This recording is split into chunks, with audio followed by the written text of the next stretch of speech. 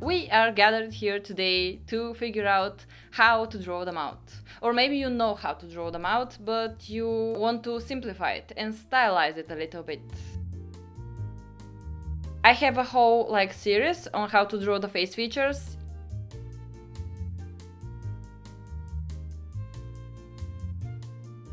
Don't listen to me, because I'm not a teacher. That being said, let's get f***ing serious. Step 1. So, what is a mouth? Thin lips, but full lips, lips of a kid, lips of an adult, teeth, expressions. Actually, we are going to...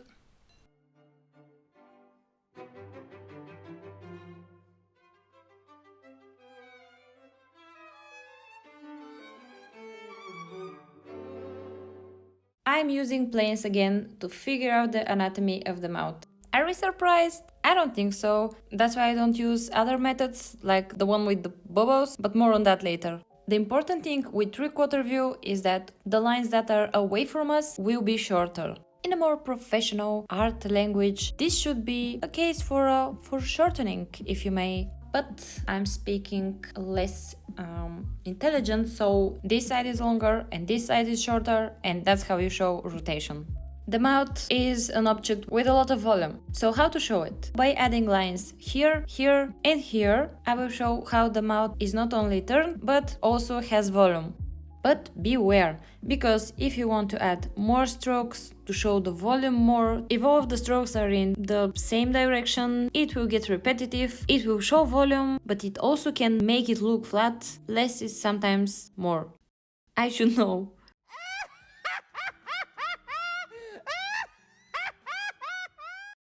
Now for the actual mouth. First, I have to get rid of the straight lines. The more oval lines you have, the more organic design. Next, I will add the lines that indicate volume, but just in some places, because it's stylized drawing. And during the whole sketching, I will make sure that the lines on this side are longer. We don't want symmetry, because that's not a frontal view. Now, after bazillion studies, can I draw a mouth?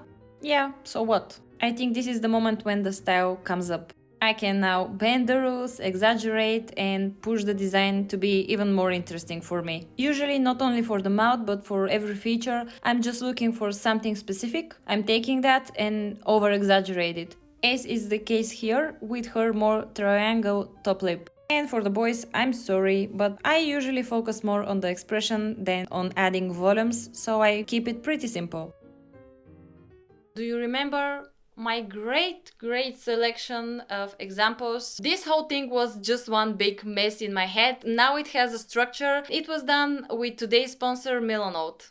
So behind my drawings, videos, work projects, there's a ton of stuff to be organized by me. Ugh. I'm not good with order at all. But then I found Milanote. Milanote is an app that's all about organization, but in a visual way. I put all my references, notes, links, all in one place without going crazy. And the catchy thing is that Milanote is a visual place, so you get to create your board and organize everything however you want. The other catchy thing, the interface is very flexible, very easy to get used to and customize. They also have so many different templates by topics, so if you don't want to spend extra time, you can take one of these and modify it. Easy.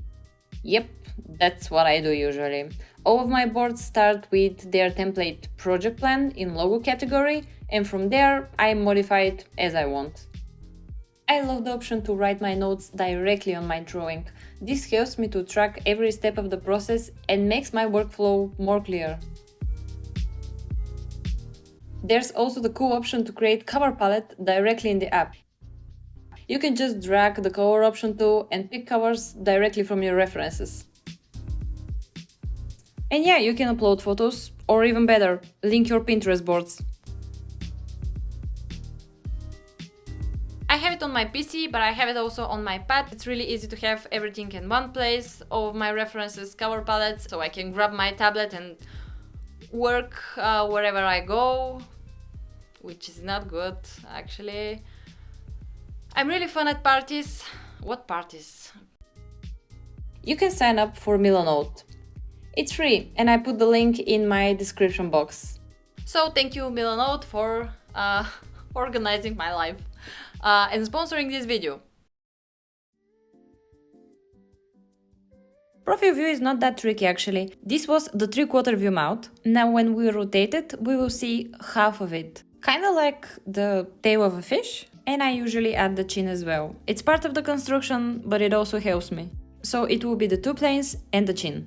Let's see the stages, because it shouldn't be that hard, right? It's not like we're drawing the eye. Well, for me, it was basically impossible to learn for so long. Like, I don't know, like a Mission Impossible. Actually, what they're doing in Mission Impossible? Jumping from, like, moving trains. I probably can do that better than to draw a profile of a mouth. Now I can do it, but at what cost? I have gray hair from these studies. So don't worry, I guess.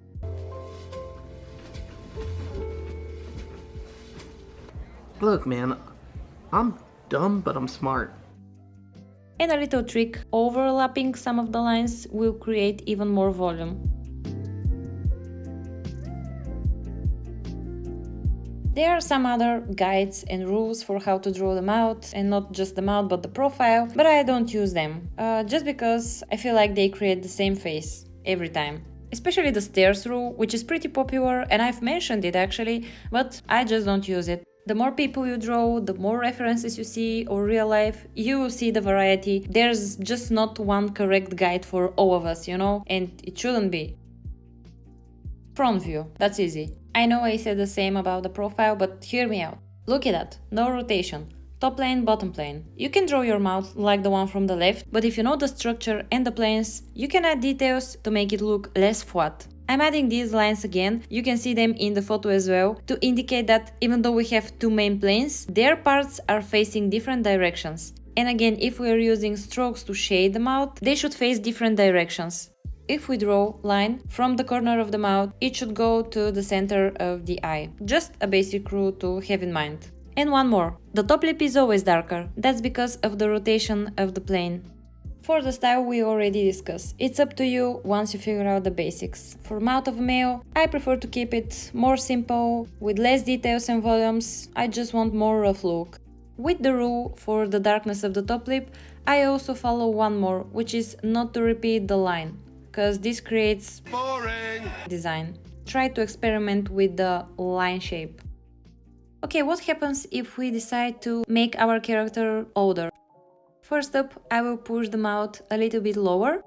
Then I will add these essential wrinkles from both sides. Volume is another thing that I'm removing, because with time the mouth kinda loses some of the volume. For kids I do the opposite. I push the mouth a little bit closer to the nose, because the whole face is shorter in proportions, and I make the mouth a little bit fuller, just because the features are bigger in kids. Okay, we know the planes and we can draw them out from every angle. It's time for the teeth, because we can't draw every character with closed mouth. I mean... There's only one big rule. Don't do that. Teeth are like the hair. You shouldn't draw every single hair or every single tooth. Think about the bigger picture. Combine everything together in one shape.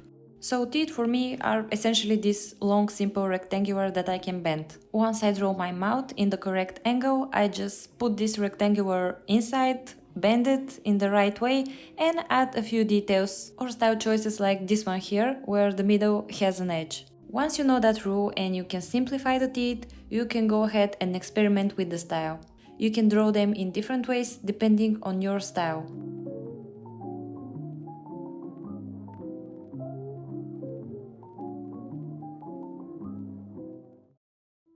Let's make a summary. Planes and top lip shadow. These are connected. If you know the planes, you will know what to shade. But start with the planes, not with the shadings. If you don't know the volumes, you can't put the shades in the correct places. 2. The angles. I'm always checking them, especially in 3/4 view. One part should be longer than the other. And on the topic of tilts and rotations, the volume of the lips can also indicate angles. If you draw the top lip bigger, that will indicate that your character is looking up or vice versa. Now, gravity will affect my other characters, but oath doesn't mean that I have to draw bazillion wrinkles, right? If you think about gravity and you have your lines drawn with direction, this will indicate age. For example, these lines around the mouth are usually going inwards. Another way is to push some wrinkles, like I do. Another things already mentioned was decreasing the volume size and lowering the mouth. Now there may be more popular ways to draw them out, let's check them. One very popular method I see all the time is this circle method. There is not a lot of structure to it. I feel like in this case you always end up with the same looking full lips. And the other thing is about symmetry. I've mentioned it earlier, but why should everything be symmetrical? The face is not symmetrical. Why should the lips be? Why should everything be super symmetrical? I think it's cute when something is off balance. In the end of the day, no matter which method you will pick, just keep on practicing. If you enjoy it, you will learn it. Now, if you want to see how I apply basically everything that we discussed today to my old crusty art, go ahead and check my Patreon. There I will walk you through the process of what I did wrong back then and how to fix it now. And shout out to my patrons that are already there and supporting me. Thank you so much, guys.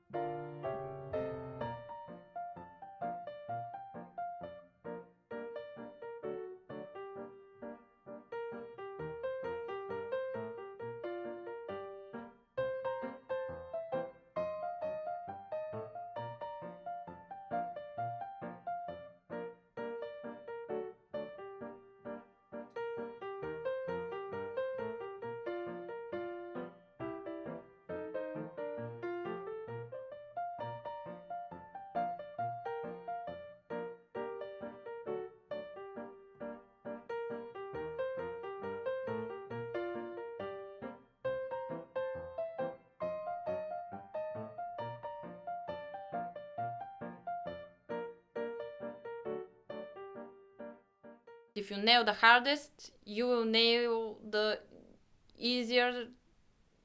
easy.